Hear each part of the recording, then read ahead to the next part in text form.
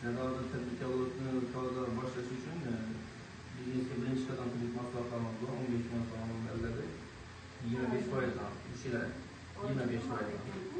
24-25%. Hozir bu maslahat kesimli bankalar imtiyozli kreditlarimiz ham bor. Yoshlar uchun 18% dan 5 yillik kreditlarimiz bor. Yosh tadbirkorlar uchun bor. Bu yosh 18 yosh 19 yoshlar yoshlar uchun.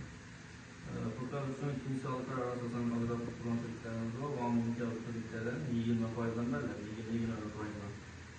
Bunda karxana bo'lishi kerak, kamida 12 oy bo'ladi. Emsiz yo'lmasa ikki tadbirkor tashkil qilgan bo'lishi kerak, kamida 12 oy faoliyat yuritgan bo'lishi kerak. Yoki bo'lmasa oldin har bir oila tadbirkorlik dasturi bo'yicha